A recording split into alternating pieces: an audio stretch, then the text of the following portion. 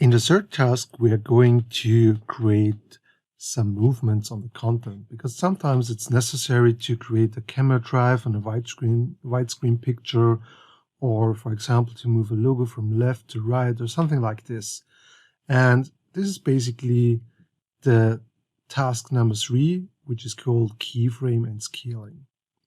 So the first step is to take the project from task 2 and save it as task 3. So let's do this. So I just go to the gear wheel up here, save as, and name it task 3. Then I go back to compositing, because now we have to do everything in the compositing. And the second part, or this next step, is to add another layer on the lowest level, and we have to name it widescreen. So let's add a new one. At the lowest level is a little bit wrong, unfortunately. We have to create the new layer between background 2 and the audio layer. And now we select the layer and name it widescreen. And we also can change the color of this layer, for example, to, I don't know, let's make it green, or we also can choose a custom color if we want to have a more bright blue or something like this. We can change it up here. Okay, then we have to add the 21.9 widescreen pictures to this layer, and we have to place them directly after the previous files. The duration for these pictures should be 10 seconds. And let's see, yeah, there should be fade in and a fade out as well. So I'm a lazy person again. So I just take my 21.9 picture, just the first one. Change the duration to 10 seconds.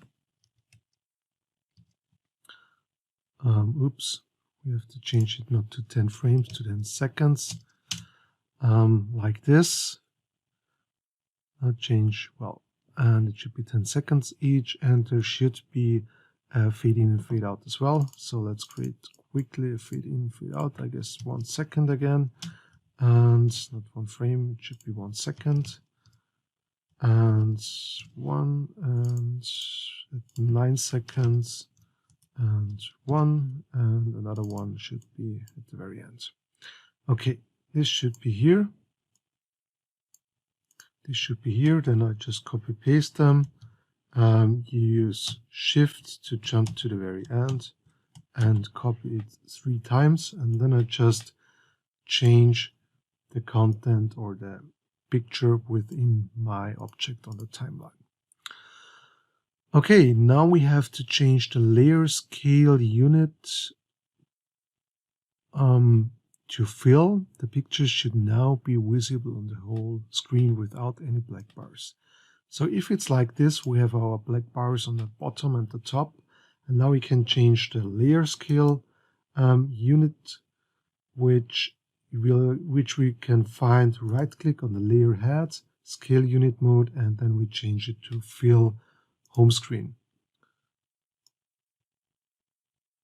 So of course it's bigger than the screen itself now, so we lose some pixels left and right, but for now we don't care. Then number 5, create a movement from left to right on each picture. Utilize the in-screen editing. Okay, so now we have the picture like this, but we want to have a camera drive from left to right, and we have to use the in-screen editing. So the in-screen editing is actually moving or selecting the image up here. We just click on it and move it left and right. So in here we also can use the snapping tool. So we start at the very left part and we move it to the right. Then we jump to the very beginning of our picture and press S to save the keyframe. And then we want to move it to the right, so we move it like this, and we press Shift again and snap it up here. And now we jump to the very last frame of my object on the timeline, which is like this. But we have to be careful, because if we jump to the end of the video, we are behind the last frame. So if we zoom in now, on the timeline, you see that we are already outside of our picture. So I can show you how it looks like if I'm able to move this one up. So we are basically on the outside of the picture. So we have to go back one frame and save the keyframe there. So let's move this one down again. This should be at 0 as well. Then let's zoom out of the timeline again. And if we now move the locator left and right, we see how it looks like. And again, I'm very lazy, so I delete those again, copy paste them, jump to that end, and just change the content afterwards. And then we have the movement on each picture. Okay? Well, so in between, I just save one time, or you just use Control S like on a standard software. And now we have to add logo from, we have to add logo 1, 2, and 3 on layer overlay 2. Okay, now we change over to logos, just take them, and they should be on overlay 1.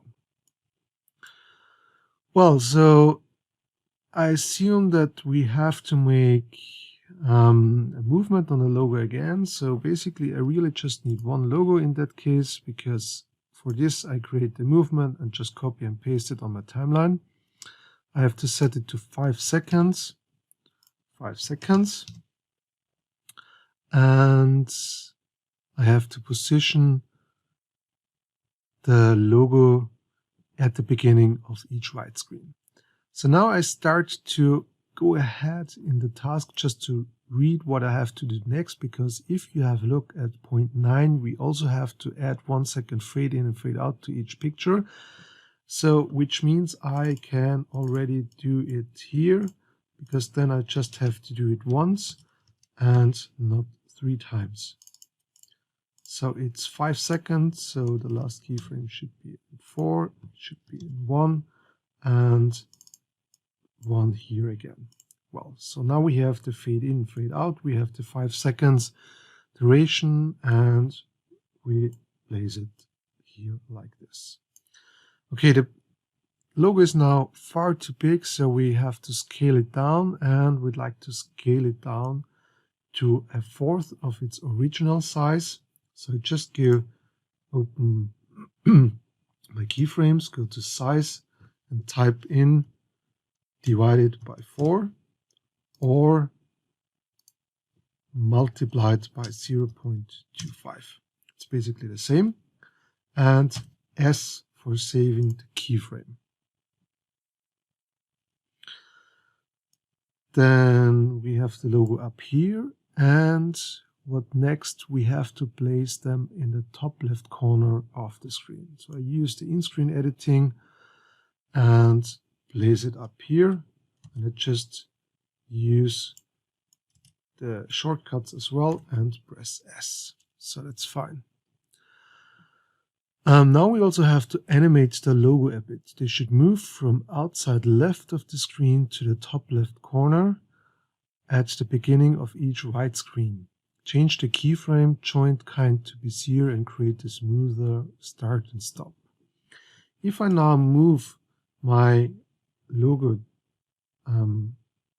outside of the picture, I can't see it anymore. So in the webinar, you learned that we can jump into the screen to see a little bit more.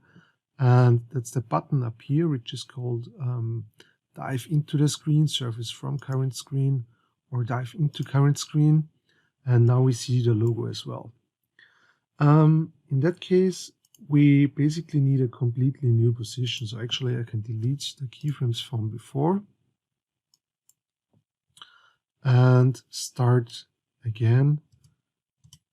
It should be like this, for example. Let's keep a little distance from the top, and it should be at the very start, very beginning of the object. So I press S, and basically there's nothing how long it should take. So I just grab it, move it somewhere in here, and this position should be at the very end.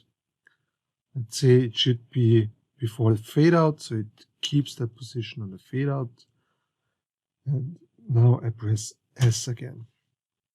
So it actually should move into the screen, then it stops here, and then it fades out a little bit. Now I can change the curves to Bezier as well. So for example, up here I can change it to Bezier and make a small movement like this. So it probably moves a little bit. Oh, weird.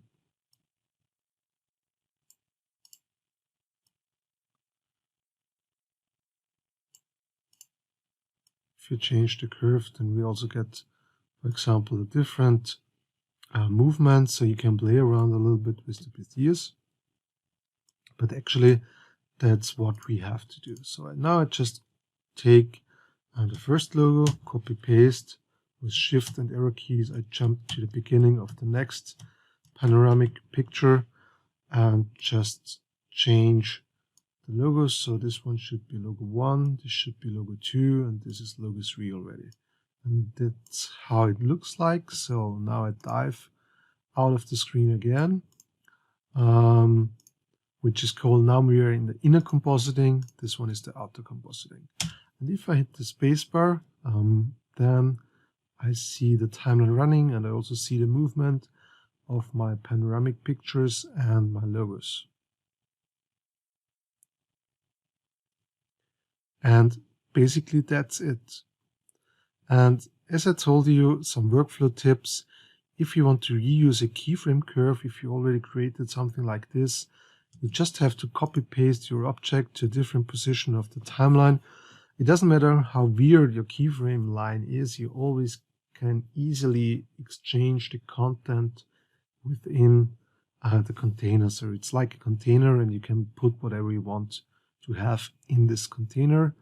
It's also possible to exchange or to change a picture with the movie if you really need it, or if you already have a keyframe curve you want to reuse. And that's it. Don't forget to save your project, and task 3 is finished.